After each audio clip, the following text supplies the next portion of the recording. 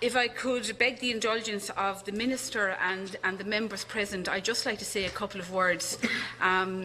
To the left, sitting to the left of me is Miss Marie Fennell, who is the Secretariat. She's the clerk to the committee for the last 6 years, and this is Marie's last meeting with us. She is moving on to a different committee. Her expertise as Gaeilge is going to be acknowledged, and she's moving on to a different committee. So I would just like to thank Marie, since I came into this committee 3 years ago as a very green chair.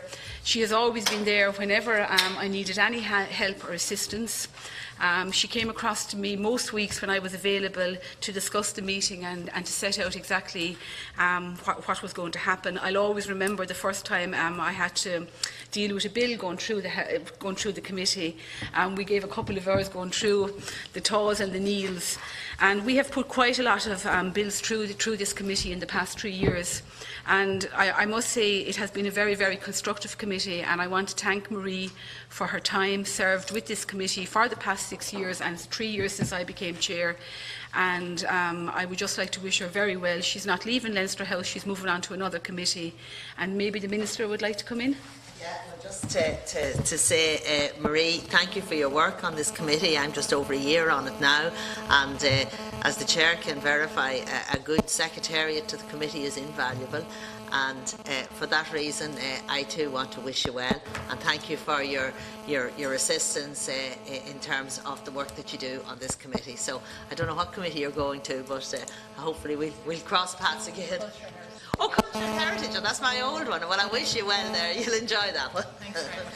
Yeah. Okay, Deputy Kelleher. Thanks, Chair. Just to wish Marie well on behalf of the Fianna Fáil members of the committee, and just say that your professionalism and courtesy has been much appreciated by our members, and that's not unusual in this House in terms of the staff that support the committees.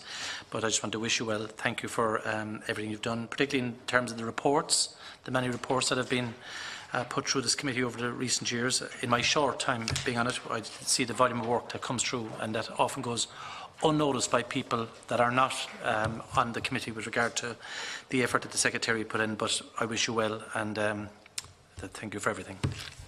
Deputy Chambers. Yeah, just to thank you, Chair. Just to concur with the remarks of Deputy Kelleher, and to wish you well in your new committee. You know, our loss is their gain. And it's been a fantastic support, and as always, every member of staff you're very patient, and you deal with a lot, and it's a very, I suppose, a changeable environment, and anything can come at you. So just to thank you for your service and to wish you well. Thank you very much. And I know I would just like to say that some of our members are actually tied up in other committees currently, and I know they will wish you very well indeed in your new committee. And I just would like to say on behalf of all members and those that are not present today, and also on behalf of the Joint Committee and the senators that are part of this committee, that we would all like to wish you very, very well as you move on. And hopefully you won't be a stranger to us. Thank you. Okay, so can I now remind members, officials and those in the public gallery to please ensure their mobile phones are switched off for the duration of this meeting, as they interfere with the broadcasting equipment even when on silent mode. Consideration of revised estimates for Public Service 2019 for Vote 32, Department of Business, Enterprise and Innovation. This meeting has been convened to consider the revised estimate for Vote 32. It is an opportunity for the Committee to consider the performance information regarding the outputs and inputs of programme expenditure. I would like to welcome Minister Heather Humphreys and Minister of State Pat Breen. The Minister of State is currently taking a topical issue in the Dáil, but I do believe he will join us shortly, and their officials to the meeting, and to thank you for the briefing material provided, which has been circulated to the members of the Committee. As members are aware, Vote 32 comprises 3 primary expenditure areas. Programme A is Jobs and Enterprise Development, Programme B is Innovation, and Programme C is Regulation. I propose that we examine the revised estimates programme by programme if possible. We will start with Programme A, which deals with Jobs and Enterprise Development, Agency Legacy Pensions, Intertrade Ireland, IDA Ireland, National Standards Authority of Ireland, Enterprise Ireland, Local Enterprise Development, Credit Guarantee Scheme, Interreg Programme, subscriptions to international organisations, commissions, committees, special inquiries, legal costs and other services, further growth loan scheme, humanitarian relief scheme. I now invite the Minister to make a brief statement. Yeah. Goramahi got the Kelleher, and just want to say I very much welcome the opportunity to discuss the details of my department's 2019 estimate with the members of the committee this evening. I'm accompanied today by my colleague, Minister of State for Trade, Employment, Business, EU Digital Single Market and Data Protection, Pat Breen, who will be with us shortly. My other departmental colleague, the Minister of State for Training, Skills, Innovation, Research and Development, John Halligan, has asked me to offer his apologies as he is unable to be here this afternoon due to another commitment. With the committee's indulgence, I would propose to make some overall introductory remarks regarding the capital and current monies being provided by my department in 2019. Minister Breen had hoped to make some brief remarks in relation to the department's regulation programme and his specific areas of responsibility. I understand that my officials have already provided briefing to the members of the committee on the detail of the department's 2019 estimate, which hopefully has been of assistance. Firstly, as regards the financials, the 2019 revised estimates volume as published by the Department of Public Expenditure and Reform provided my department with a gross allocation of €950.2 million for use in 2019. This represents an increase of over €79.2 million, or 9.1% on the 2018 estimate of €870.96 million. In addition, approval was secured to carry over €27.6 million in underspent capital monies from 2018 to 2019. In essence, therefore, the total gross funding available for use by my department, its statutory agencies and offices in 2019 is €977.8 million. As regards capital funding, the 2019 allocation of €620 million is the highest capital allocation ever received by my department and represents an increase of €65 million, almost 12% on our 2018 capital allocation, which was itself a record allocation. In terms of current funding, the €330.2 million being provided by my department in 2019 represents an increase of over €14.27 million on last year's allocation. Before dealing with the specifics of some of the 2019 allocations, I might just say a word about what was achieved by my department for the monies that it received in 2018. Last year was another very successful year of job creation by the clients of the department's enterprise agencies. In 2018, the clients of our enterprise agencies delivered 26,815 net new jobs. Of this total, 9,119 net new jobs were created by clients of Enterprise Ireland, 14,040 net jobs were created by clients of IDA, and 3,656 jobs by clients of the local enterprise offices. Our agencies now directly support over 480,000 jobs, which represents more than 21% of all jobs in our economy. These jobs are in all sectors of our economy and in all regions of the country. Regional development continued to be a particular focus of our enterprise agencies in 2018, with the result that over 58% of the jobs supported by IDA and 64% of Enterprise Ireland supported jobs are located outside of Dublin. Clearly, a very significant amount of resources and effort was devoted by my department's agencies and offices in 2018 to the challenge of Brexit and preparing businesses for that challenge. Some of the specific initiative supports which my department and enterprise agencies have undertaken to help businesses to compete include the Brexit Loan Scheme, the EI Brexit SME Scorecard, Enterprise Ireland's Be Prepared Grant, the Enterprise Ireland Act On Programme and the rollout of the Regional Enterprise Development Fund, Enterprise Ireland's Brexit Advisory Clinics, which will provide assistance and advice on matters such as financial and currency management, the Local Enterprise Office's Technical Assistance for Micro Enterprises Grant, designed to support qualifying businesses to diversify into new markets, the Leo's Lean for Micro programme, available nationwide to help small businesses become more efficient and competitive. Turning to 2019, Brexit undoubtedly will continue to be the primary focus of my department, our agencies and offices. The additional funding being provided to the DBI vote in the 2019 revised estimates volume will enable us to step up our response to Brexit and to introduce a further suite of measures to enable business to prepare for the UK's departure from the EU. These measures build upon the specific initiatives undertaken in budgets 2017 and 18 and have been designed to support the pillars of my department's strategic response to Brexit. In terms of specifics, 2019 will see the rollout of the initial phase of the new Future Growth Loan Scheme. The scheme, which I had the pleasure of launching this morning, will provide up to €300 million to support eligible businesses to strategically invest in a post-Brexit environment. It will bring much needed long-term lending to the marketplace by offering loan terms of 8 to 10 years. It will be competitively priced with better terms and conditions than are available in the marketplace. The scheme will be delivered by the Strategic Banking Corporation of Ireland through participating finance providers. 2019 will also see the rollout of Enterprise Ireland's revised seed and venture scheme. The revised scheme of €175 million is being orientated towards seed and early stage investments where the evaluation has shown that there is a clear market failure. It will actively direct investment to key sectors that have been identified for development as part of overall enterprise strategy and will be closely aligned with other key enterprise support programmes. The 2019 REV also provided an additional €8 million in funding to enable the Department, its regulatory bodies and enterprise agencies to increase their staffing resources as well as fund additional promotional and regulatory activities to assist in the response to Brexit and preparing business for this challenge. Of this additional funding, €3 million is being provided to Enterprise Ireland and €2 million is being provided to IDA. This builds upon the increased Brexit-related resources given to the Department's enterprise agencies in both 2017 and 2018. An additional €1 million in funding is being provided to Intertrade Ireland this year in recognition of the unique role that it plays in promoting cross-border trade and the significantly increased demand for its services arising from Brexit. The importance of attracting greater foreign direct investment into regional locations has also given greater impetus by Brexit.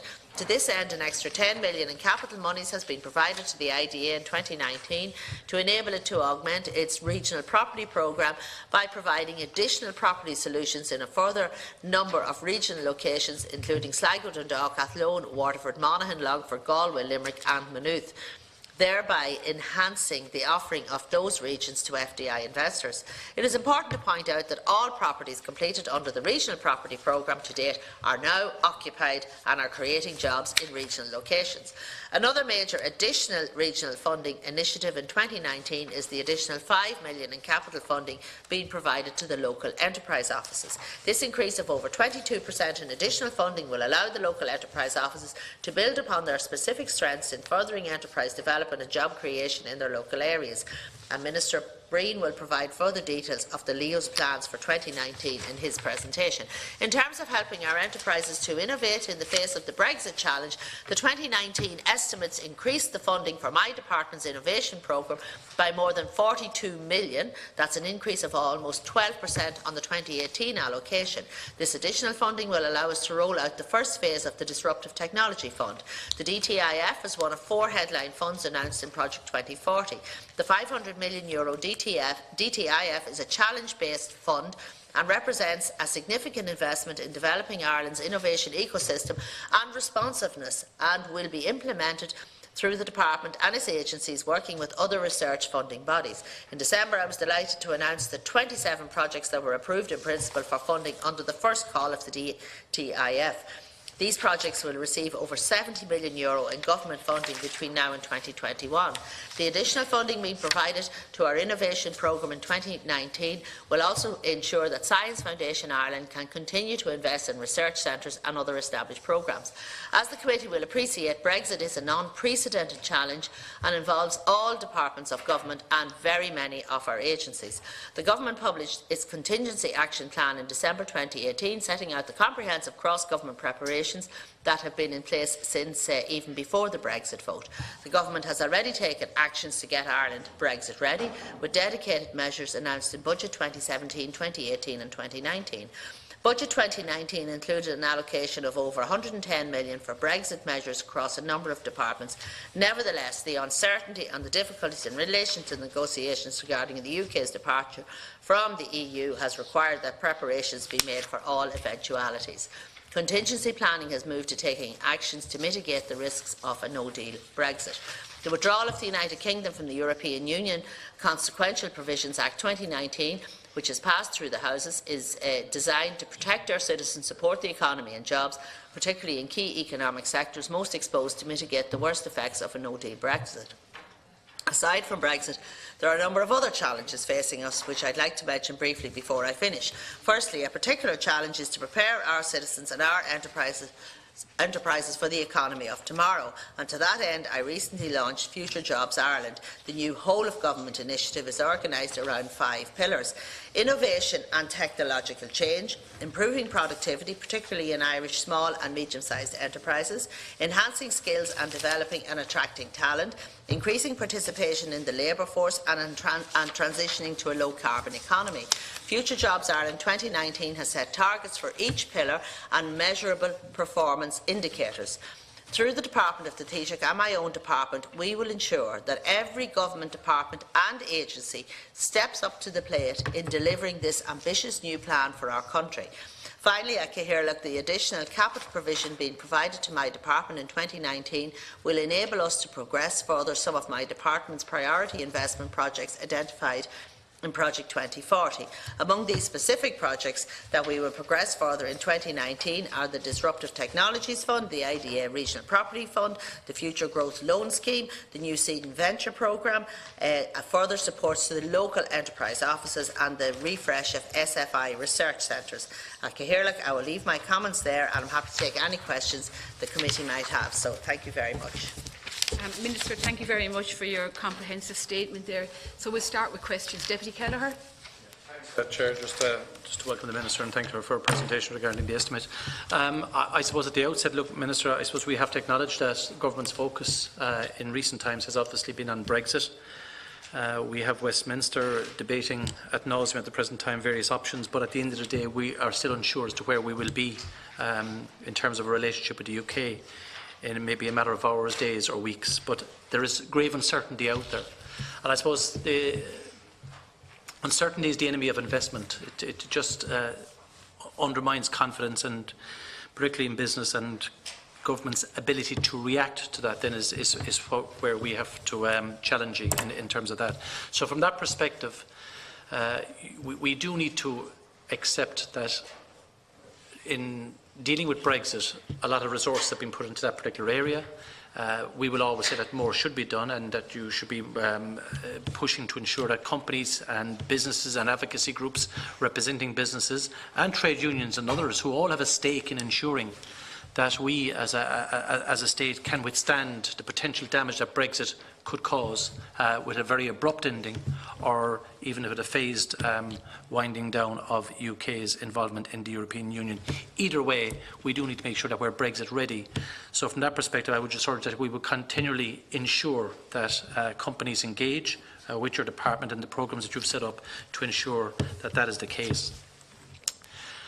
Sometimes we criticise, Minister, we also compliment, so we do those things in equal measure and when they are warranted. So from the perspective of the IDA, Minister, and regional development, I have consistently put on all questions, and I always get very prompt replies from you, but it does underline a huge difficulty we have in this state, and that is the fact that we now have a huge swathe of our economy inside the M50 effectively.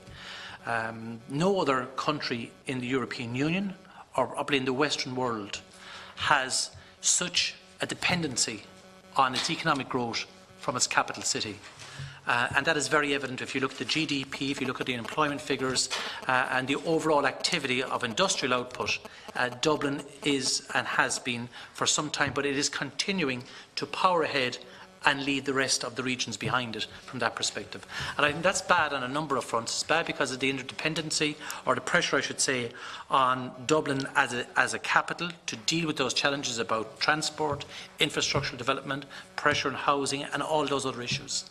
So from in that context, the IDA has a critical role to play under your department in ensuring that the policies that it is enhancing and advancing attract and encourage companies out of the capital into the regions.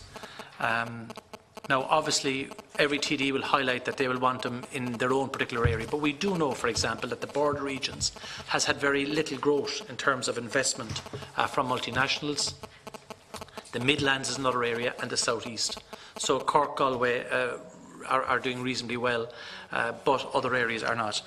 And I'm just wondering, why are we consistently failing to encourage and develop policies that will actually attract multinationals out of the capital and into those regions. And the reason I ask that is, number one, to pay the rates that are required for people to live in this city means that they're put at a competitive disadvantage vis-à-vis rents, the cost of living in general, versus living in a regional part of the country. And I just think it's an area that should be explored more to encourage companies to look at that option, whereby it would actually be easier for them in terms of pay pressures and competitiveness internationally if their employees were residing in areas outside of Dublin. And that would be good both for Dublin and for the region. So I just think that the figures don't lie, Minister. There is a difficulty there, and I just think that the idea has to be more proactive, underpinning government policy about regional development. Now, regional development is not just up to the idea itself. You also need to ensure that you have investment in infrastructure, investment in broadband, in educational facilities, and other areas that are required to attract those multinationals. So, while I do welcome there is an increase in expenditure for capital investment by the IDA, I still think that you have a lot of work to do in that particular area. Science Foundation Ireland, Minister, is a very dynamic organisation, but it seems to be gone off the radar to a certain extent in recent times, and I'm just wondering why that is the case. Is it overlapping, or is it becoming intertwined with Enterprise Ireland and the idea? Like, it doesn't seem to have its own identity anymore, as much as it had in previous times. And I'm just wondering why that is the case. You know, is it the way that it is now closely cooperating with Enterprise Ireland, or is it the way it's being sort of just not as proactive in promoting itself? But either way, I'd just like you to comment on why it doesn't seem to be as publicly discussed as it should be, it being critically important. Just finally then, Minister, there was just one issue that was brought to my attention. Oh yes, when we talk about regional balance and investment, the estimates obviously don't necessarily reflect that, but local employment offices, the bottom-up approach that we see, we still have a difficulty with credit and access to credit, and I know it's not an issue maybe for the estimates, but it is still critically important to the development of the economy out there among the small and medium-sized business sector. We have a huge cost built in to our credit facilities in this country. Our interest rates vis-à-vis the European Union are over twice that of the EU average. So that is a huge inhibitor for competitiveness in the Irish economy, and not just the cost of credit, but access to credit as well.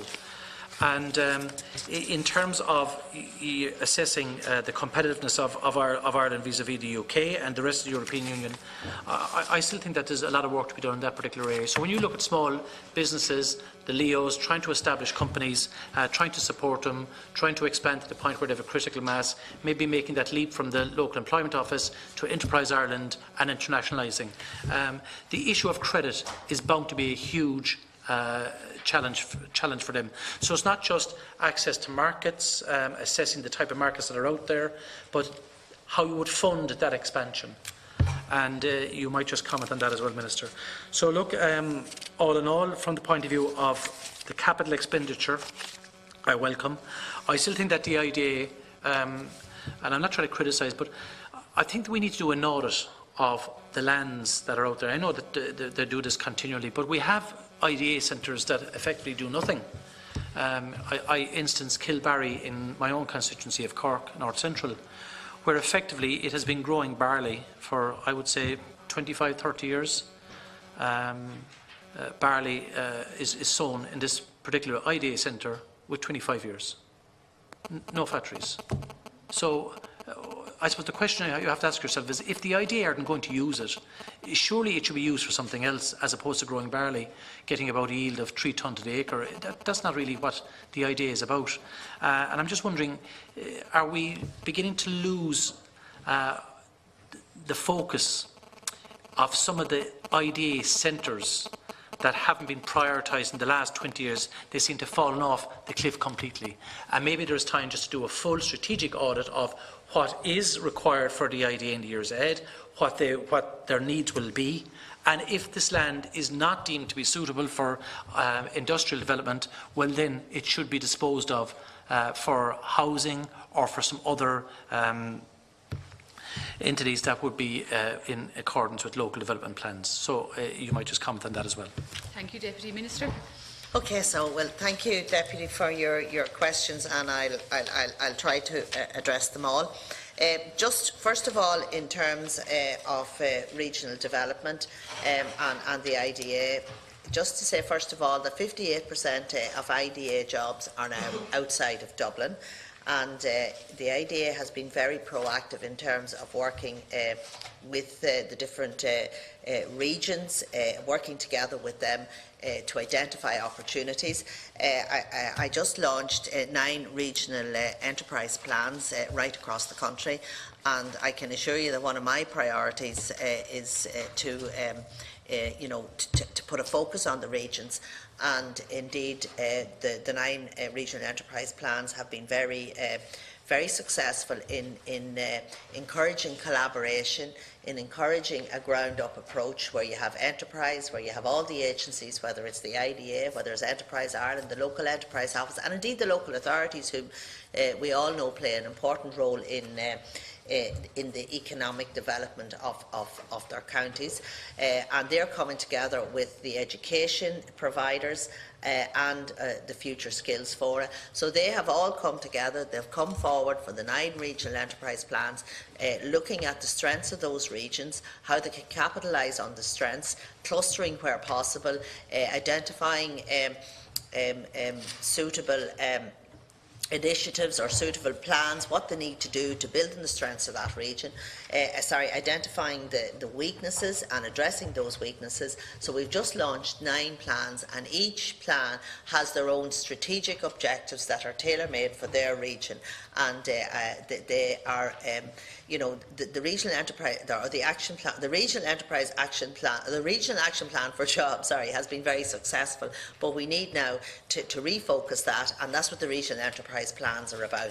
It's about highlighting the benefits of investing in the regions, and it's also putting forward the strengths of each region. Some regions have different strengths, so this is about a bottom-up approach and how we can create more jobs in the regions. In terms of I know you mentioned about the border region and the Midlands, and that's why I was specifically focused in on the regions in the regional property programme. We have a new IDA factory will be going up in Athlone. There's one identified for Sligo. There's one for, you mentioned the South East, there's one for Waterford, and indeed the 2 that are already in Waterford are now full, so now the IDA are looking and building a 3rd one. Where those areas where we need to increase employment, there's certainly a focus there, but particularly around the border region as well, where we need property. You mentioned a particular site in Cork, and I think you're right there. There are some sites that perhaps the IDA have, and maybe they need to look at them to see what the future of them are. But you try selling a local IDA site. There was one, for example, in Monaghan, and nothing happened in 30 years, and now it's recognised that the plans are there now to build an advanced facility there. So I think that we do need to review it, but at the same time, I know when I was a local representative on the local authority, you certainly didn't want to see any IDA lands disposed of, because you always saw that as an opportunity and put pressure on them to come with a facility there. But I take your point. I have to say that the IDA does actively manage its property programme, and it is more difficult in some areas, but it is important that they have sites available for potential investors, and I just want to assure the Deputy that the IDA has no interest in holding on to sites where there is no prospect of attracting FDI. And as you said, they have to also have sites to bring people to, because more and more their existing facilities are being they are being filled up, but they need to show new sites so they can have a supply that they can show to new investors. And I have to say that the pipeline of new investment coming into this country continues to be very, very strong. I'm just back from a trade mission to Australia and to Singapore, and there's huge interest here through the IDA, and we all know that they do a wonderful job in terms of what they do internationally, and other countries will say to us, how do you do it, because of the, how do we manage to attract so many top quality global companies into Ireland, and it's recognised globally the great job that the IDA do. But having said that, there's certainly a strong interest in companies now looking to locate here and to locate the European headquarters here in Ireland, and on each occasion we offered them, of course, a lot of companies, it's ultimately their decision where they go to, but certainly the offer of the regions was very much put forward to them, whether they want to have an office in Dublin maybe and a second site in one of the regions, and the advantages of locating in the regions. So just to say that when you go, and you know this yourself, Deputy, when you go on trade missions, you do realise the wonderful job that the IDA and indeed the Enterprise Ireland agencies do on behalf of this country in terms of promoting Irish businesses abroad, but also attracting investment into Ireland. So that just to move on then to SFI. And just to say that SFI is certainly playing a key role in implementing Innovation 2020. Our strategy, they were given, that's our strategy in terms of innovation, and they were given an additional 16 million in the 2019 budget to bring its total budget up to 172 million. There's been a lot of investment in research centres. For example, another 10 million will go to a new SFI Centre for Research Training, and that's addressing the needs for skilled PhD and research masters. And this programme will address a key action of Innovation 2020 to increase the enrolment and the output of postgraduate researchers. 5 million will go towards the renewal of 6 world-class research centres, and SFI research centres have generated over 600 research contracts between academic researchers and NMCs and SMEs, with over 150 million of committed industry co-funding and over 170 million of competitively won EU Horizon 2020 funding. And $1 million will go to fund SFI strategic industry partnerships, and these fund compelling research opportunities on a flexible basis, and they're not otherwise served by other national funding programmes. So I think SFI are doing a really good job in that space. They're also, we have also just allocated the first round of the Disruptive Technologies funds, and SFI obviously have a huge interest in that, and they're working very closely with industry. And every one of those funds that were allocated, there was an SME involved in every single a project that was funded, and there's 500 million there. Just 1/3 of our successful projects have consortium partners located in Dublin alone. 18 of our successful projects involve enterprise partners based outside the capital, and they're located countrywide in Limerick, Cork, Galway, Kildare, Monaghan, Waterford, Louth and Tipperary. And indeed our largest consortium of 13 partners is located from Dublin to Cork to Wicklow. We're currently taking learnings from Call 1. So we're going to have a second call, and we expect that we'll make some changes, for example, around the application form and the process. But we can say with some certainty that projects will still need to focus on the themes identified in the research priority areas. So we anticipate the second call before the summer. So that's just an update on the SFI. In terms of, I take your point about businesses and access to funding. My department supports ongoing key SME access to finance initiatives, including the Credit Guarantee Scheme, the Brexit Loan Scheme, the Future Growth Loan Scheme, which I launched today, and the Micro Enterprise Loan Fund Scheme. So these are a range of schemes that have been developed to provide finance at low cost levels and better terms and conditions to SMEs than what was available on the marketplace.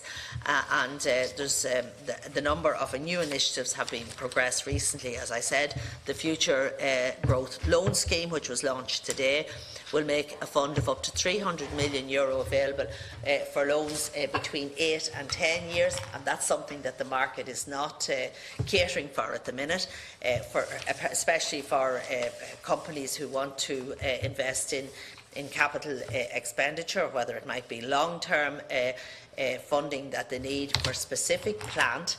Sometimes bespoke plant is difficult to access finance for, so I'm satisfied that this new scheme that we launched today should cater for that. Then, of course, we have the Enterprise Ireland Seed and Venture Capital Scheme, and that is from 2019 out to 2024, and it's monitoring the new economic indicators included in this scheme.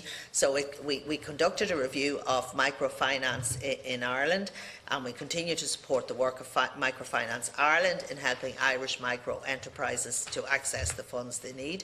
And we're working with our colleagues across government in securing alternative means of finance for SMEs, including in the areas of crowdfunding. And we launched, as I said, the Future Growth Loan Scheme, and we're also finalising the development of a business finance advisory hub for SMEs in the second half of 2019. So there's a number of different schemes there that businesses can access funding, and if they don't, then they can always go to the Credit Review Board if they don't get funding from their banks, or if there's a reluctance there. I met the banks, the heads of the pillar banks, a number of weeks ago, and I'll be meeting them again next week. And if there's any, I do obviously raise with them on a continual basis the need to support businesses, but also the need to support businesses now in the face of Brexit, because there may be working capital facilities or cash flow problems. I don't know, but I just impress upon them the need to be willing to take that walk with businesses now, as they may face into more challenging times. Thank So you. I think businesses of 50. They don't walk with them that often. I'm sorry? They don't walk with them that often. No, but they need to. They let them down more often. Yeah, well, they did. No show dates. Yeah. But I raise it with the heads of the banks. I meet them, as I said. I met them a number of weeks ago. I raised these issues with them. If anybody has specific issues here in the committee that they want to speak to me afterwards about, I'm happy to raise that with the heads of the banks when I meet them. Absolutely no problem doing that. Thank you, Minister. We have a vote next door. Deputy Chambers, would you represent me at the vote, and the meeting can continue here? Yeah, no problem. I'll go now. Please, Yep. if you don't mind. I'll go in, sure. Oh, yeah, of course. Yeah, I Yeah, didn't go think of ahead. that. Yeah, I'm Yeah. So if you can just tell the clerk that you're representing me, Yeah. you're substituting is that for the me. Climate change number 3. Yeah. Thank you. I would just like to welcome Minister Breen to the meeting. I did acknowledge earlier, Minister Breen, that you were actually, we could see on the television screen, you're in the Dáil chamber taking a topical issue. Deputy Quinlivan? Thanks very much, Chair. And can I start by wishing our clerk of the committee the best of luck in her new role, where I believe she's moving to the Culture Committee, so best of luck to you. It's been a pleasure to work with you the last number of years. I think 2.5 years now at this stage we've worked together. You've been, from my understanding, from what I've seen and working with you, you've been an outstanding public servant, so best of luck in your future with that. So, and I wasn't here to start this. Thank you, I assume the others have we did indeed. nice words about Thank you. you very much, Deputy. That's very good. Minister, thanks for your presentation as well. I have a number of questions. I have 3 questions on the programme A. We're going to do programme A, B and C, or? Yeah, so programme A, I have 3 questions on there. The first one is under Brexit business supports, and you won't be surprised I've raised this with you a number of times. I'm still concerned about the low uptake of the Brexit business supports, and the latest figures I have, You know, I've said this to you a number of times. The list figures I have at the moment is 81 loans with a value of 17.3 million have been given out under the 300 million Brexit loan scheme. That's 6% of the total pot. 241 market discovery grants have been approved, while just 156 Be Prepared grants have been sanctioned. And as the Minister, I'd ask you again, Minister, do you believe that these initiatives have not been successful? And if they haven't been successful, what do we need to do to make sure there's a better uptake on those? And I understand there's uncertainty around Brexit. I understand the crazy situation we have. People are transfixed at their TVs watching the goings-on over in Westminster. And it is difficult, and I think Deputy Kelleher referred to it there. The uncertainty is causing a huge stress amongst companies and stuff. And what more can we do to ensure that the loans that are supposedly there are easily accessible? So there's obviously a problem when only 6% of the pot has been given out. My second question is on Enterprise Ireland, and the question I have there is about equity stakes, and we've spoken about this before, I think. And the recent information I got on that one was that 709 companies, EI companies, hold shares in. Only 2 of them are investments of over 30%. The vast majority of holdings are less than 10%. So my simple question is what's the government policy on this? Has the government a policy with the preferred percentage of holdings they would like to have in EI companies that they support or whatever? Thank you, And Deputy. the third question there is just on the concern that a lot of business groups I've met with will have about diversifying our markets. And the Minister, can she outline what actions you're specifically taking to diversify our markets? And again, figures from the IDA supported companies, like a huge 54% of 753 companies count for 54% of all IDA companies going to the US. The level of that concentration leaves our economy vulnerable to external political or economic changes in any country of origin. So this is a particular concern. In addition, Enterprise Ireland's export performance in global market 2017 showed that just 1% of our exports go to Latin America, just 9% of our exports going to Southern Europe, the Middle East and all of Africa and India, while 34% still go to Britain.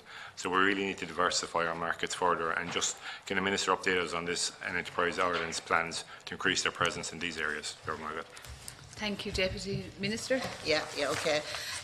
First of all, in terms of the Brexit business supports, as you know, I went through some of them there. There's a wide range of supports now, whether it's through Intertrade Ireland, whether it's through Enterprise Ireland, or whether it's the local enterprise offices, or indeed the Brexit working capital loan facility, or the future loan, the future growth loan scheme, which is also a long-term Brexit loan scheme, I call it. So there's a lot of supports out there, there's been a major national awareness campaign to raise awareness of these supports through events, through clinics, through seminars all over the country. And I have to say I've been getting very positive feedback in relation to the various schemes that are available, whether it's the Start to Plan voucher from Intertrade Ireland, whether it's the Lean programme, the Leo mentoring programmes, the Market Diversification Fund, etc. So companies are using supports like these to make their business leaner and more efficient. And that's very positive for businesses, irrespective of what the final outcome of Brexit is. Of course, I want to see as many businesses as possible availing of these supports, and I have had no feedback from companies telling me the schemes are cumbersome or they are hard to access. And likewise, I'm not getting representations from TDs telling me that they're hard to use. Nobody's coming forward and saying that they have a company coming to them saying, we can't use these supports, they're hard to get at. So I just want to say that if the committee members have any specific examples of companies who have not been able to access the supports, I do want to hear about them, and maybe you could send them in directly to me. I'm happy to hear if there's problems.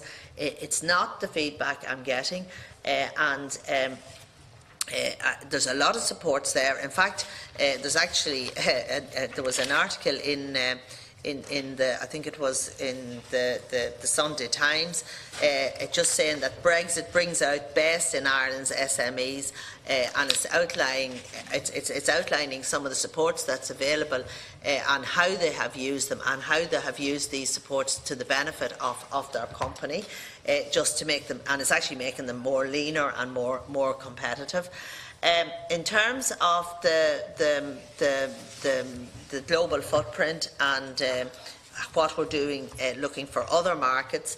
EI will target the 3 million in additional resources that I allocated them in this budget towards its global footprint plans, and they are going to market areas and get more boots on the ground to get more people working on behalf of Irish companies to identify new markets, and it's also they're going to use some of that funding to provide promotional training activities such as the Irish Advantage, and online customs training.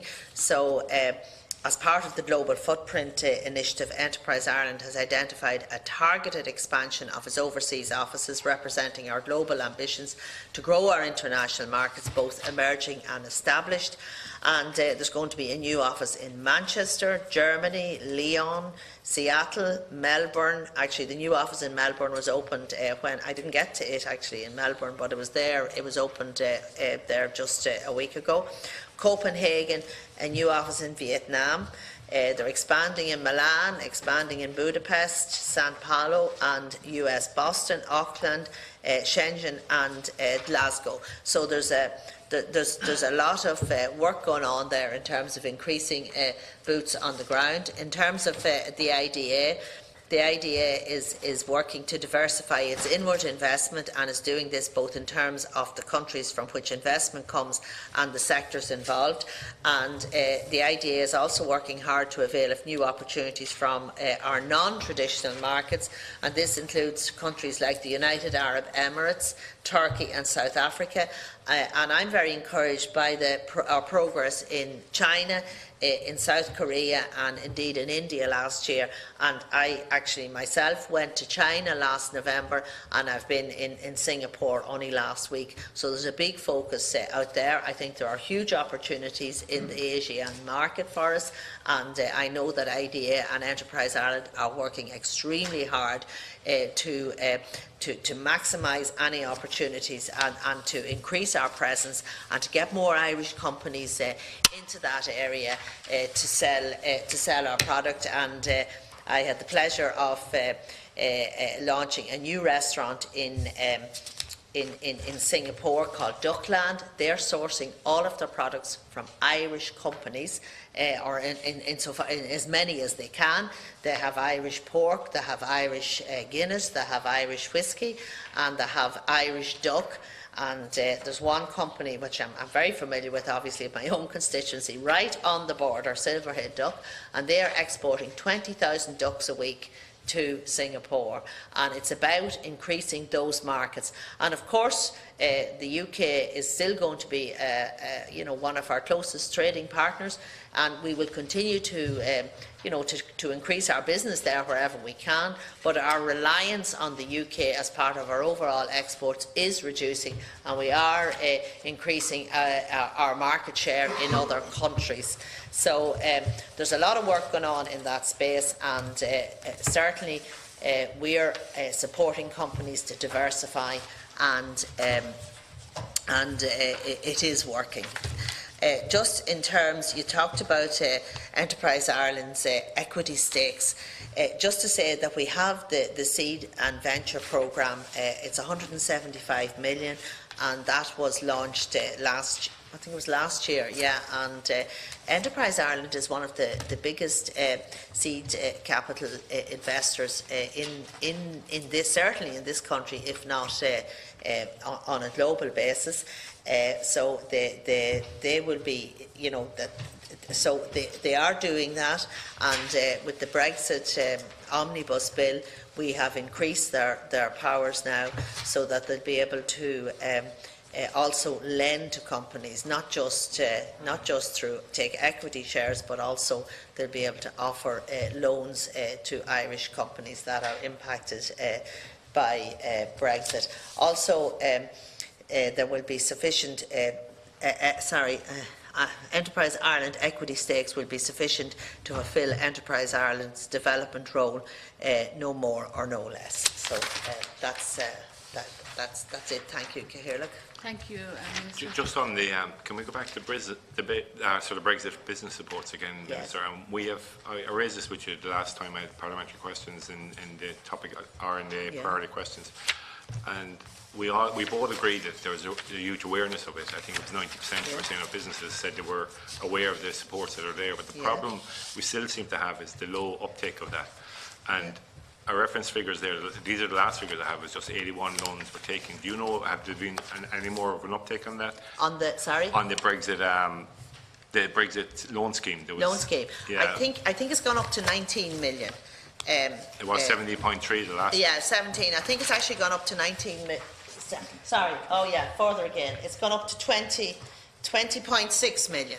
So, but there's also a reluctance among businesses to, I believe, to take on additional debt, because this is a loan and they still have to pay it back. And I think that the uncertainty that that Brexit brings is probably means that companies are not entering into, they're not taking up loans, even though because they're concerned, and you can understand that. I think that perhaps when we get more certainty around Brexit, you'll find that these loan schemes will probably there'll be more demand for them. Thanks. Thank you, Deputy Chambers. Yeah, thank you, Chair, and thank you, Minister, for your contribution. Just to focus a little bit on the Brexit supports, can you just give an outline to the committee of the current take-up of all current Brexit support schemes under the control of your department? Yeah, I have a number of them here.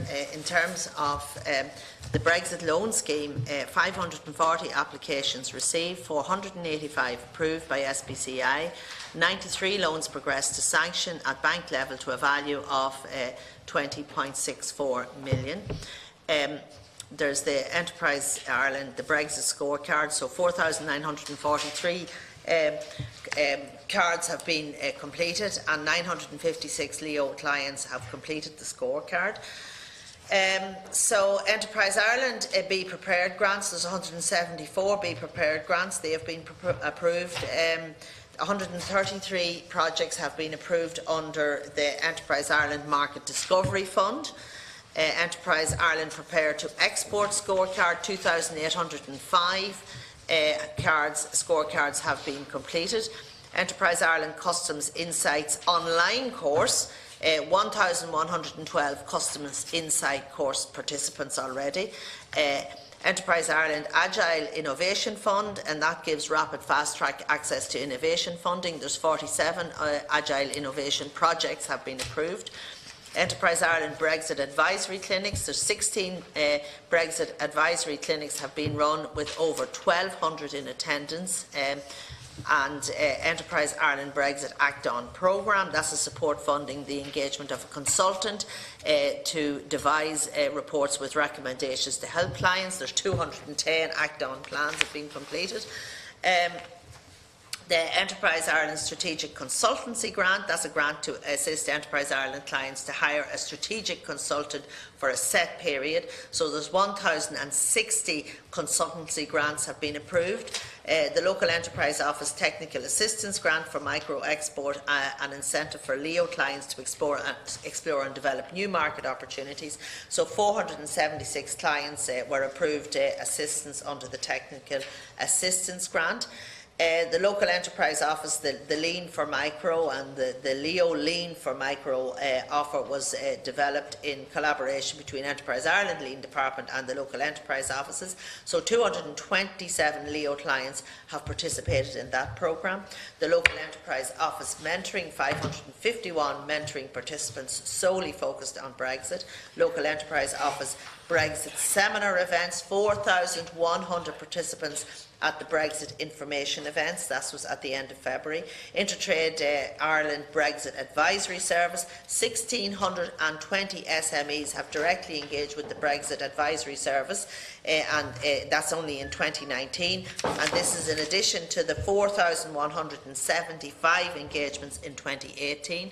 Intertrade Ireland Brexit Start to Plan voucher, There's been 1,352 applications with 1,170 approved and 34 still pending. And then the pilot online retail scheme administered by Enterprise Ireland, 11 retailers were awarded funding in February 2019, and there'll also be a second call in 2019. And we can provide the Deputy with a list of these supports later if you wish. So there's a lot happening out there in terms of engagement by companies, and 74 million has been paid to Enterprise Ireland support companies in funding to help them prepare for Brexit. Yeah, thank you, Minister. I mean, I would agree with you that the take-up of the loan schemes are quite low, and something that's come to my attention, particularly in the last couple of months, is the chilling effect that Brexit is having on business.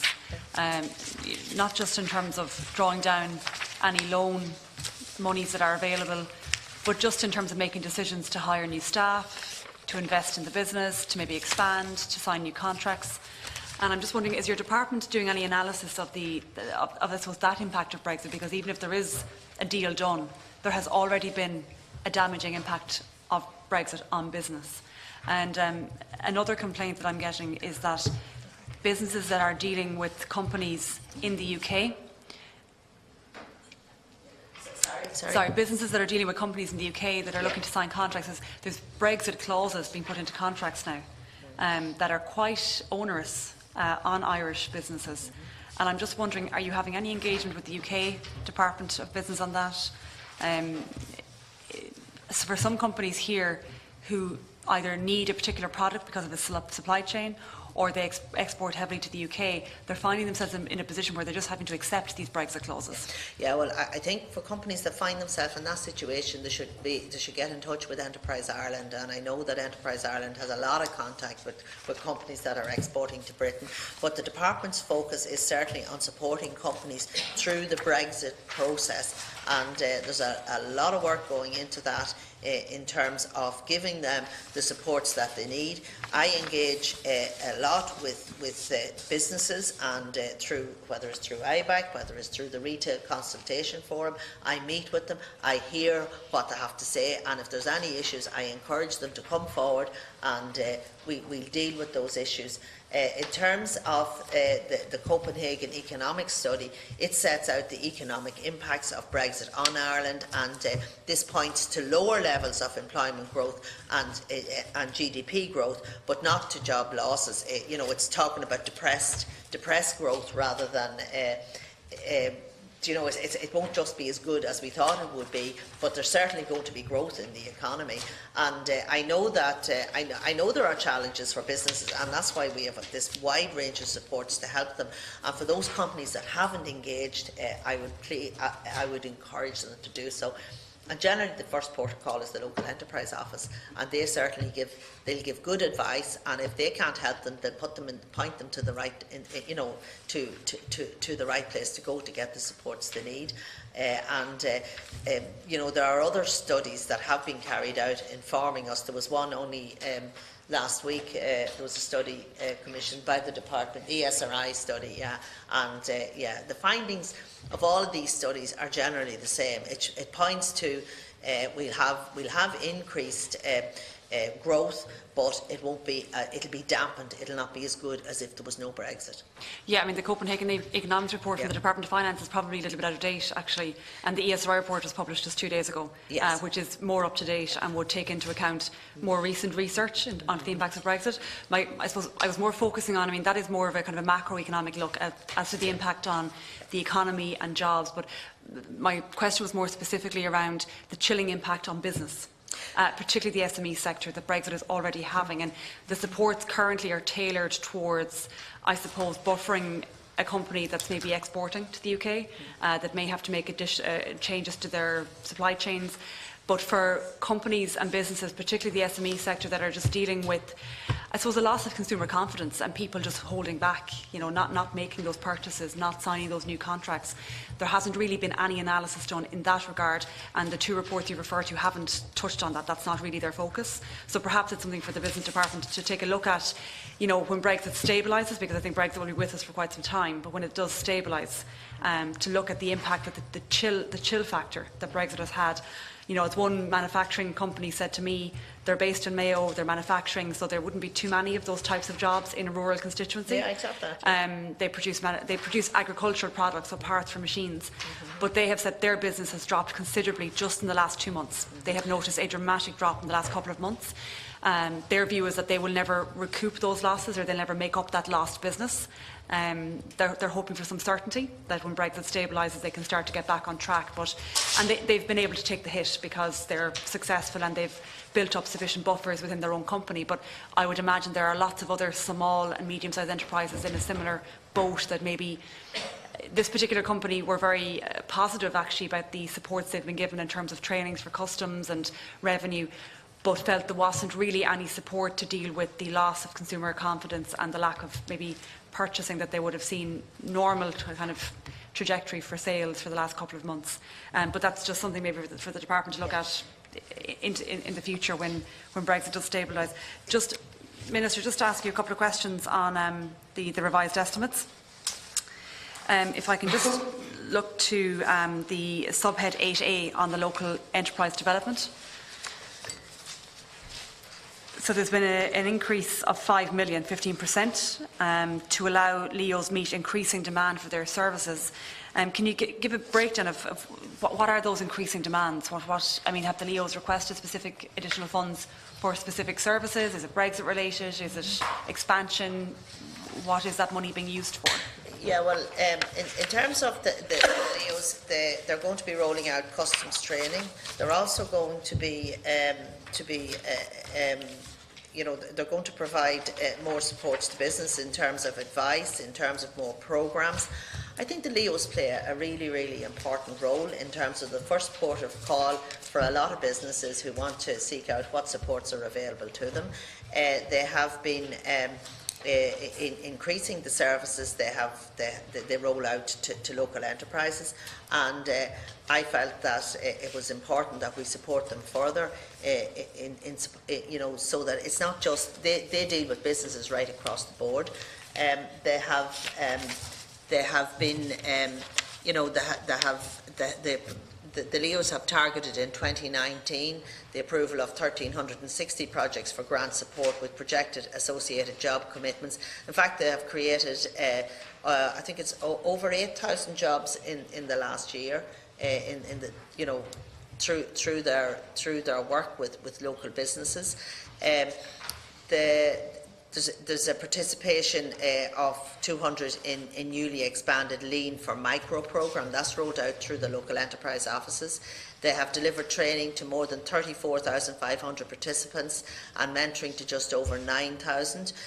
Again, prepare your business for customs. They're organising those workshops and they're being organised through the local enterprise offices.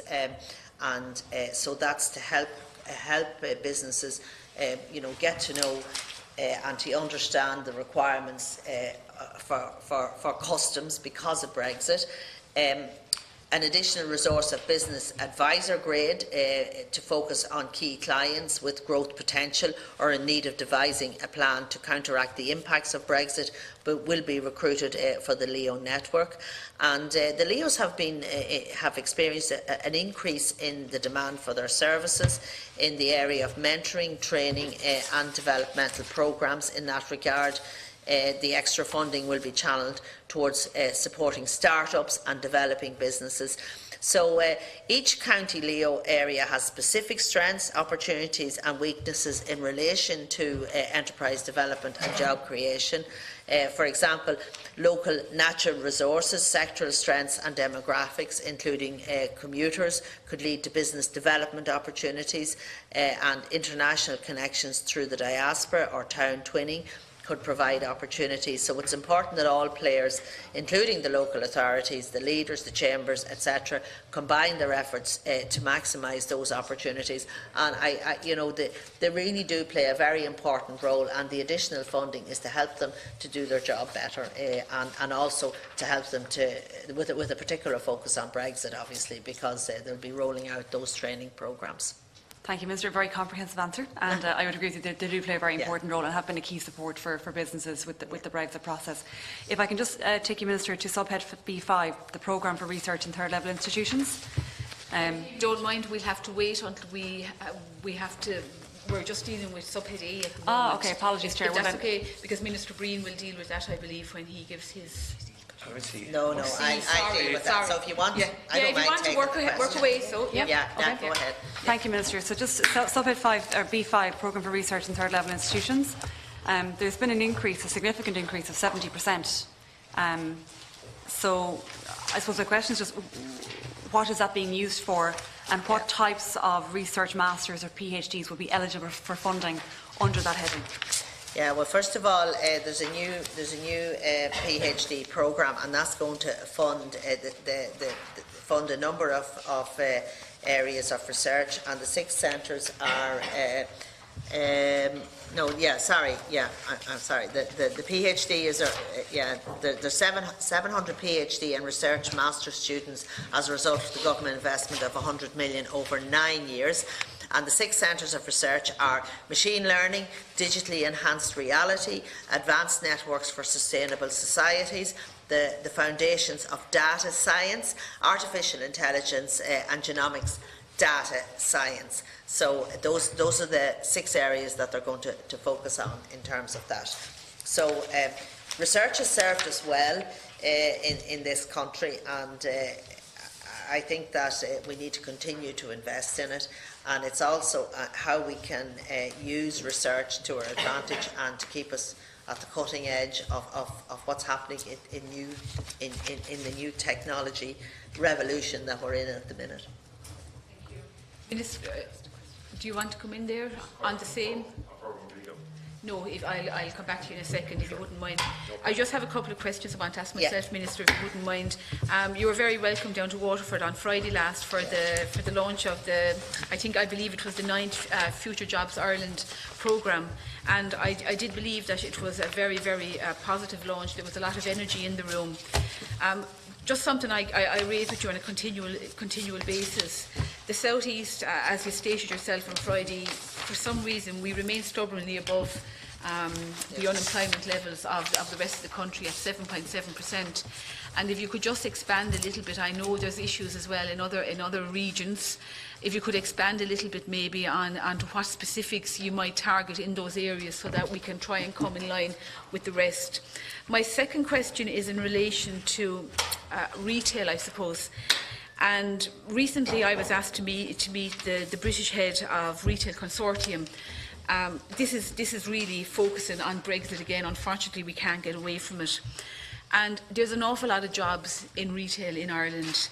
And I suppose I'm referring specifically to the likes of the chain stores, the likes of the Next, the H&Ms, the Marks and Spencers, the Debenhams, that are English-based, they're English companies, but they have a lot of stores and they have a lot of workers in Ireland.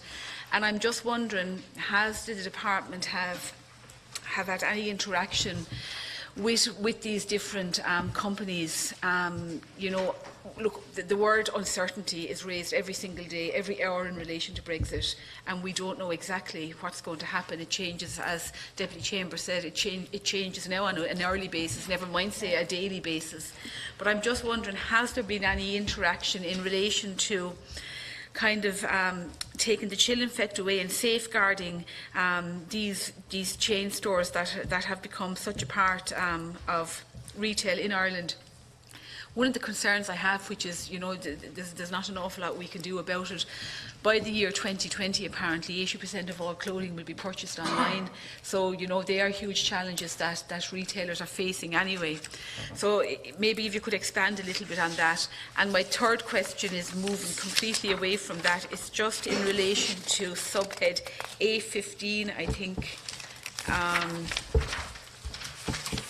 I just noticed that there was no allocation there in subsection A15, humanitarian relief schemes, and you might just give me the reasoning behind that, please. Is there a carryover from last year, or the reason behind that? Thank you very much. I'll answer the last question first, if that's okay, Chair. Thank you. The humanitarian relief scheme is actually set up today. It's a flood relief scheme for businesses, and it's a new scheme in my department. So it's demand-led. and thank God we haven't had any serious guessed as much, flooding incidents this year, but it's for those businesses that run into difficulty and can't and need assistance. So it'll be from my department, but that's why there's nothing in it yet. But it is demand led, and I have a commitment that should the necessity arise, the funding will be made available. You would have discretion in there if you needed it. Yeah, well, I have an agreement that the funding will be made available. Thank you. Should the need arise. Just in terms of the retail stores, I take your point, Chair, that there are a lot of UK retail stores in this country, and I do liaise with them through the retail forum, and I meet with them on a regular basis. I've been meeting. For 4 times I've met with the retailers and the food importers. So you're talking about the big supermarkets, because obviously they have particular challenges in terms of Brexit. I've had 4 meetings with them, and it has proved to be very useful, because they have been able to bring to my attention issues that of concern to them. I've had the Department of Agriculture come in to talk about them, the checks on the SPS checks that will obviously become necessary due to Brexit. I've had revenue in with me as well, and we've had these round-table meetings. We've had revenue, we've had Dublin Port, we've had the Department of Transport. So we've met them along with the haulage sector. And the logistic companies, so they've all been in, and I've met them 4 times.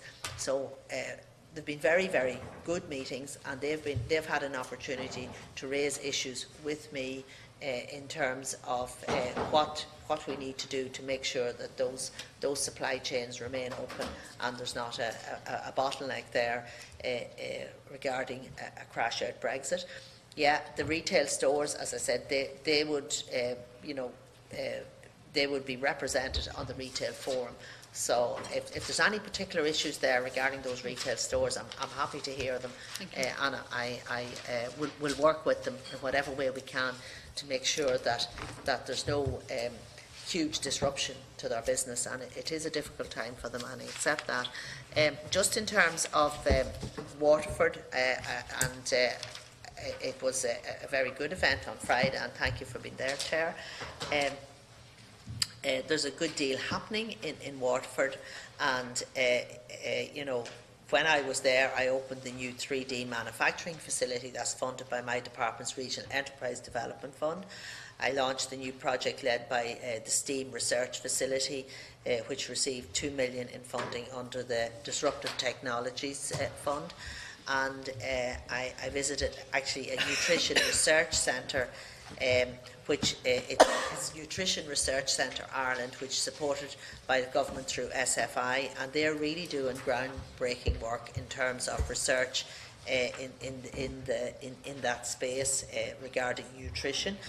And there's a lot going on in Waterford, and the launch of the Regional Enterprise Plan, I believe, will help to consolidate and build on the strengths that are there. And I do accept that they haven't, the figure for Waterford is higher than we would like, but we will work hard to make sure that that's reduced and that figure comes down, because there are some areas not just as good as others. But I think that there's been a lot of work now on the ground there, and I want to compliment the local committee and that's why it's so important that I went around the whole country to 9 events, right around, 8 in the country, 1 in Dublin. I went to them all, just to recognise the work that's been done at a local level, whether it's the local enterprise office, the IDA, the Enterprise Ireland.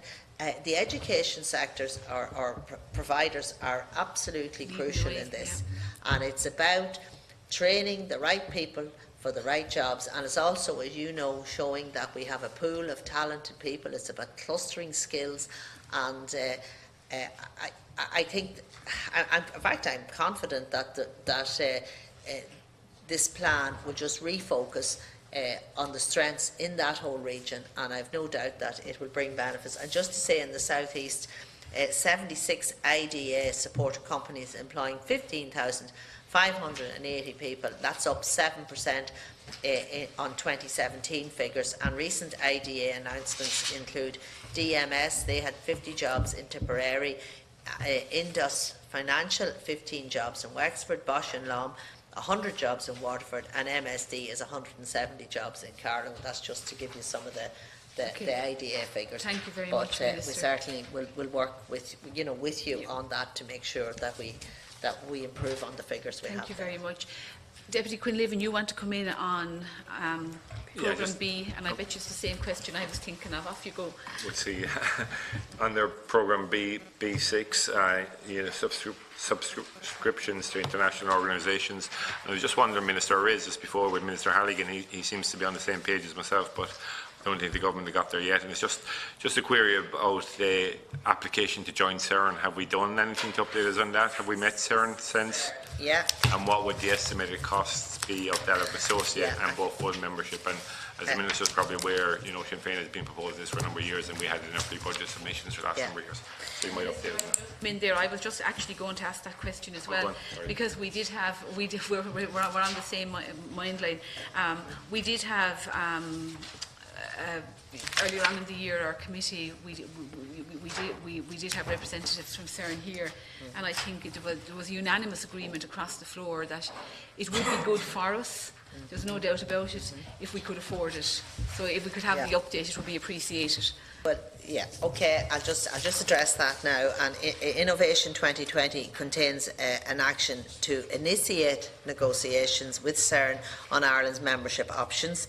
Discussions between my department and CERN have been ongoing at both official and ministerial level throughout 2016, 2017 and 2018. Associate membership of CERN is available from 10% of the full membership cost, with benefits calculated pro rata. The minimum cost for Ireland based on 2018 figures is 1.3 million per annum. That's the associate membership. The full membership of CERN at current prices would be approximately 13.6 million per annum. And in addition to the annual full membership cost, there's a special contribution. So based on a cost of 13.6 million, this would amount to 17 million due on the day a state becomes a full member. So this would be a total full membership cost of 30.7 million. So it's a considerable amount of money, 30.7 million.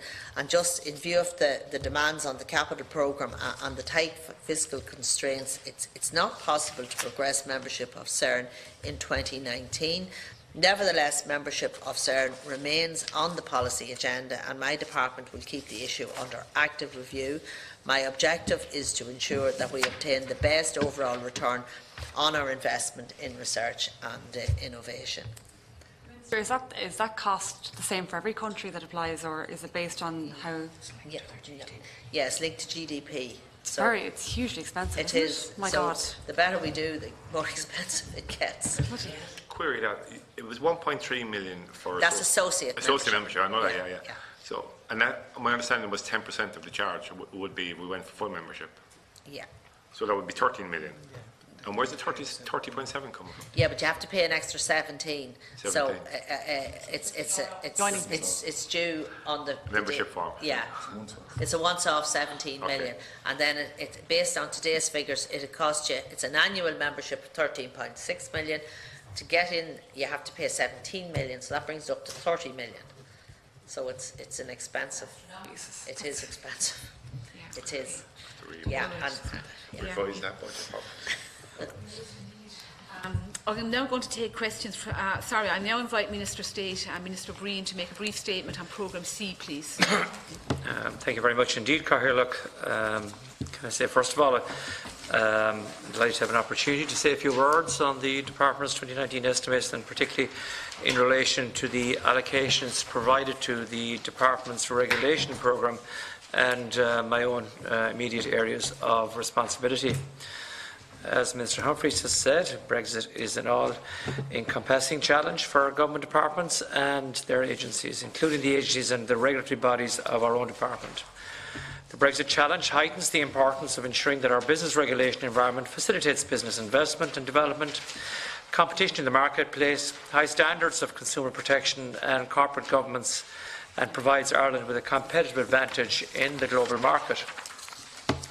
The 2019 revised estimates volume has increased the funding into the Department's regulation programme to €85.8 million, which represents an increase of some 5% on the 2018 allocation for this programme.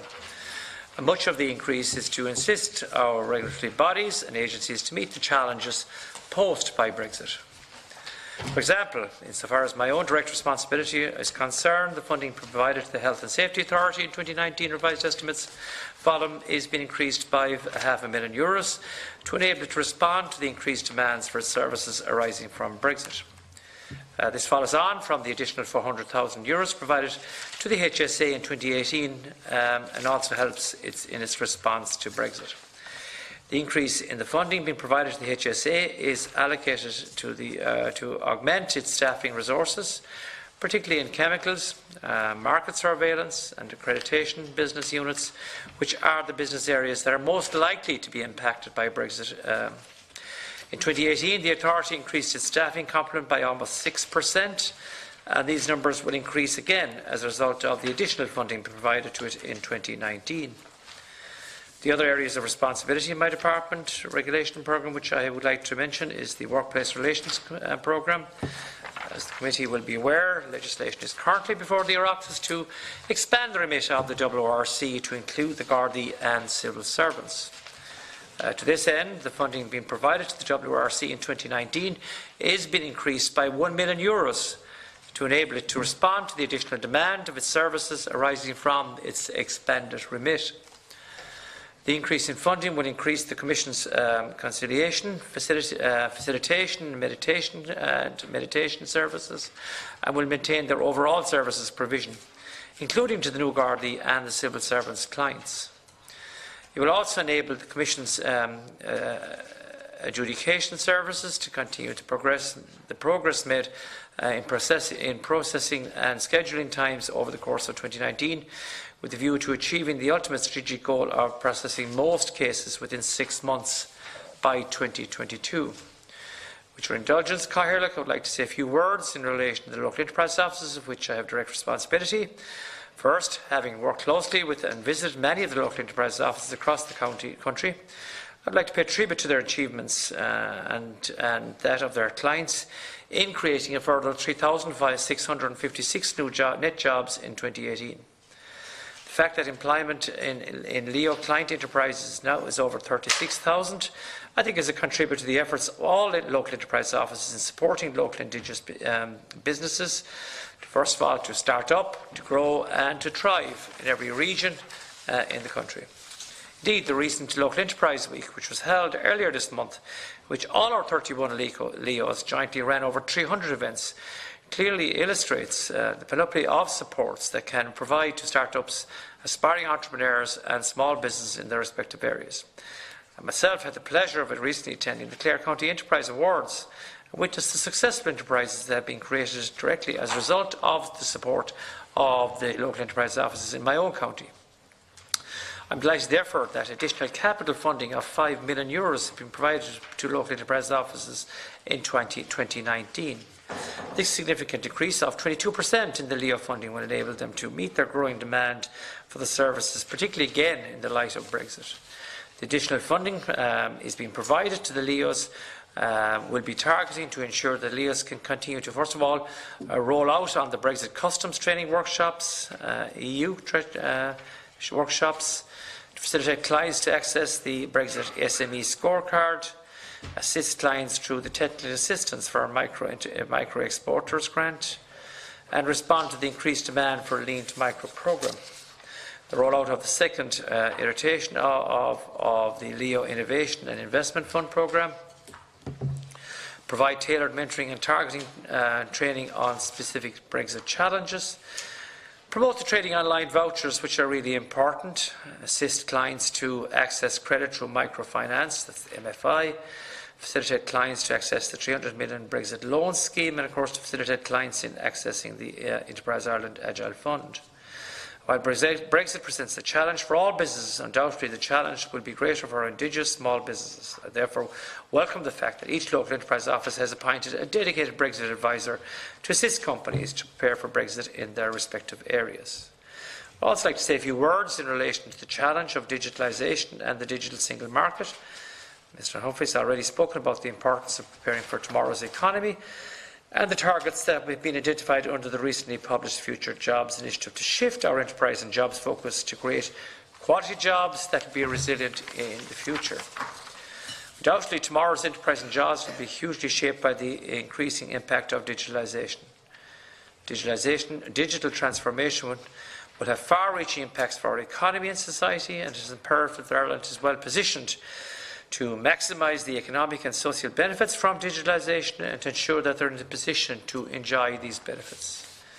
It is my privilege as Minister with responsibility for the EU's digital single market to chair the Interdepartmental Committee, that's the IDC, on DSM. The committee was established to ensure a whole-of-government approach and cross-government coordination of the DSM agenda at national and at EU level. The IDC consists of a coordinated team of relevant departments who collectively implement the comprehensive DSM agenda. From a national perspective, a new national digital strategy is currently being prepared. It's coordinated by the Department of Taoiseach. A number of government departments, including my own department, are feeding into the process, which will include extensive stakeholder consultation, which was completed last year. The ambition of the strategy is to deliver a number of important recommendations around connectivity and security, government services, addressing the digital divide for both citizens and business, and innovation and skills in order to advance Ireland's digital process. It is intended to work on the development of a national strategy on artificial intelligence very shortly, and this will be completed by September 2019. The strategy will be aligned with and contribute to the broader EU strategy and will present a cross-government framework and set out how Ireland will engage with the dynamic and challenging developments in areas such as artificial intelligence technologies, with a focus on nationally significant areas of opportunity.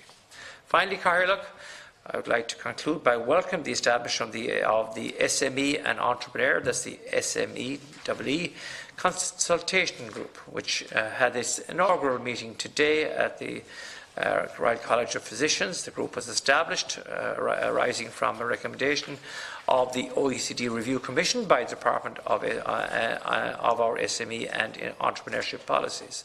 We had nearly 50 people at that meeting today. I chaired the meeting. The role of the SME Consultation Group, which I have the privilege to chair, as I said, is to provide a platform for structured engagement between government, agencies and representatives, bodies and small businesses. The establishment of the SME Consultation Group is a concrete demonstration of the government's recognition of the importance of ensuring that appropriate structures are being put into place to enable the voice of small business to be heard in policy making, not least the reality that there are 219,818 micro-enterprises operating in all regions, which account for 92% of active enterprises in the state. Cathaoirleach, I hope that the foregoing favour of my areas of responsibility within the department and the funding being provided by the 2019 estimates in those areas will be of assistance to the committee. And I'm happy to take some questions from members of the committee. Well, the one member of the committee that's present anyway, if necessary. So thank you very much. Thank you very much, Minister, for your comprehensive report. If I could just give Deputy Neville's apologies. In fairness to him, he's actually in next door at the Climate Action Committee. It is votable at the moment. We started at 2 o'clock today. I'm a member of that committee as well, and I've got a substitute. And I just think, in fairness to him, he is a very, very avid member of this committee. He's always here. So I just think, in fairness, for anybody watching in and thinking there's nobody, everybody is coming and going. Thank you. I just think, in fairness, Deputy Quinlivan. Yeah, thanks, Minister. Thanks for your presentation. Just two questions. The first one under C8, which is the Competition Consumer Protection Commission. And the question I have there, Minister, is you've allocated an extra €350,000 to that. And could you explain what that's specifically for? And my understanding, and I could be wrong on this, is there's an EU directive to tackle unfair trading practices has been agreed, and a competent authority in Ireland would be needed to do that. And is it the government's plan to make the CCPC the competent authority for this? And does the Minister accept that this will, if it is the decision of the government, that this will severely constrain the CCPC in their current work, as will burden them with substantially more responsibility and possibly create a conflict of interest between consumers and farmers? So what is the current situation regarding this? Has it been discussed with the CCPC, and what is their position? Thank you very much indeed, Deputy, for that question. First of all, I mean, look, at the consumer protection is really important out there, given what's happening out there in today's environment. And it's important that we do protect the consumer protection. As you know, the Competition and Consumer Protection Commission was established back in 2014. And that was a result of the merger of the Competition Authority and the National Consumer Agency. It is a statutory body. I think it's important to point that out. It has responsibility for enforcing consumer protection and competition law in Ireland. As you rightly pointed out, the allocation in that department was a total of what was it, 300 and what was it? Tell me there, 300 and 300. I haven't it there. I have it here. I have it here. Yeah. The competition. The allocation, where is the 350 million? Yeah, that was the funding allocated in the budget this year. It operates.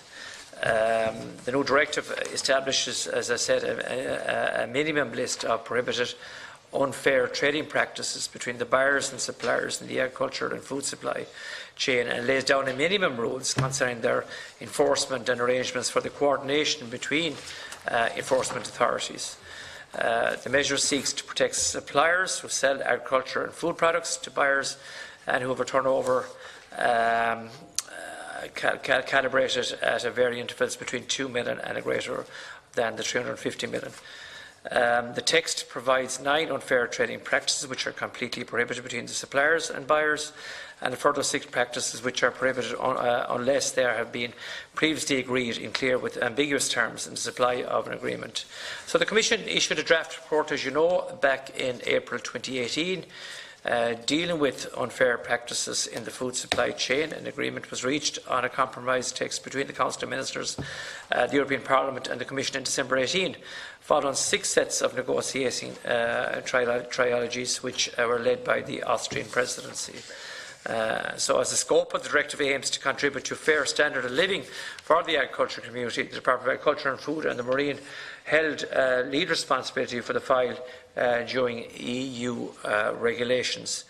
Can I say to you maybe that the measures will be published in the official journal as soon as the Council of Agricultural Ministers formally approved the text in December 18. The extra money in 2019 for the CCPC, that was an additional of €350,000, is, as you've asked, is to help the CCPC inform consumers about the impacts of Brexit. I think that's, again, part of our Brexit response, to ensure that consumers know the impacts that are out there, and that money will be put into place and is allocated for the CCPC for that reason, for CCPC for that reason, Deputy.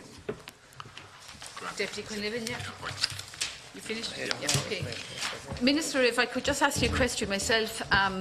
As you know, at the moment, our committee is undertaking pre-ledge scrutiny of the Companies Corporate Enforcement Authority Bill, which I suppose, in layman's terms, it's looking at changing the ODCE to a statutory body. And I just noticed an additional 1 million has been allocated to the ODCE to help prepare for its establishment as an agency, and this represents a 20% increase on the 2018 allocation. I suppose the question is, Minister, do you think that this will be a sufficient amount, and is it envisaged that any additional funding may be needed once the ODCE is established as an agency?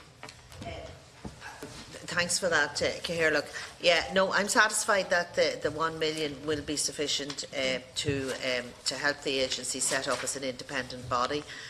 And as you say, the legislation is here at the minute, and I know you're going through it. So, in fairness to the ODCE, they have been really doing great work, and they have, they have increased their staff. They have built on their expertise. They have they've strengthened their capability to investigate increasingly complex breaches of company law, and they're building on the organisation and procedural reforms that have been implemented. And I just want to say that they are doing really good work, and they've had quite a lot of successful investigations.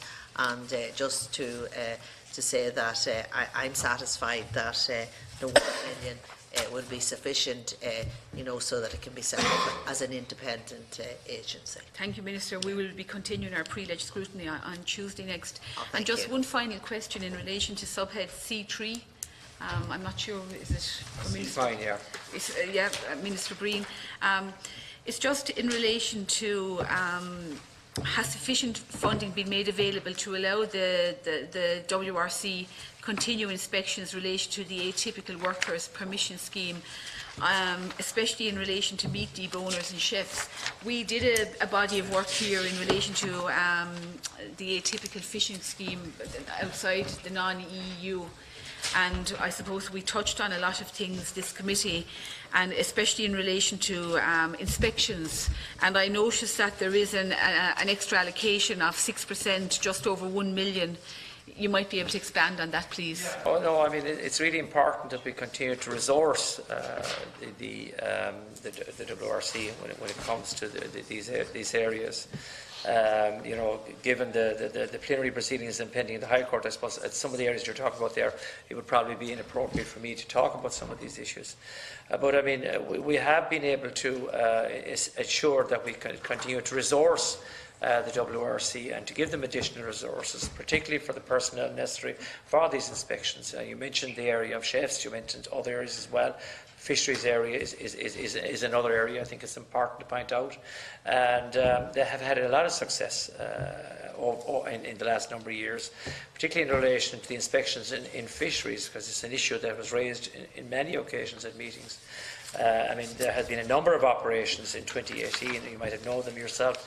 Waterford has a big fishing industry. Operation Neptune took place in March 2018. Operation Paisong also took place. Paisong took place in June 2018, and Operation Eggshell I think was another one that took place in 16 as well. And they have had a lot of effects, and of course surveillance is really important as well. So I think to the end of 2018, the WRC can report back that there were 227 contraventions of employment rights and employment permits legislation detected by the WRC across 169 vessels in that area. Much of those were to do with failure to keep records, failure to comply with inspection requirements, etc., pay slips, failure to comply with the, as you said, the atypical scheme conditions, and failure to give pay entitlements. So I think this, the resources, the additional resources that we've given these bodies, it's important, but I think we have to continue to do so. Because we are up against a lot of challenges at the moment, and that's important. There's one other thing I'd like to mention here today as well. I think it's a good news story from the HSA, particularly in relation to the work-related deaths in 2018. It's something we've been focusing very much on in the HSA over the last number of years. 37 people were killed. I mean, it's 37 people too many, and it's 37 families that have lost a loved one in 2018. But it is a fall of 23% in 2017. So we are going in the right direction in relation to the policies. And again, that's to do with extra inspections that we're putting into place this as well. And I suppose the other bit of good news as well in relation to this is, and that's the farming sector. I think that affects a lot of people out there as well, and is constantly seen as one of the most dangerous sectors and places to work in at the moment. And there was 15 related deaths last year, compared to 25 in 2017, and that's a fall of 40%. I think that's to be acknowledged by the work being done by the HSA, ourselves, and I had been working with Minister Creed in this area as well. So I think it's a good news story to tell. I don't mean any death is a good news story, but at least it's less people are dying, and we want to continue our focus in that area. I want to pay tribute to everybody in the HSA as well in that area. And of course, as you know yourself, we are working with the WRC in other areas as well. That's why we've been giving them additional funding for, as I said, for inspections. We'll also be given additional funding to WRC. I think the whole amounted to 15 million euros.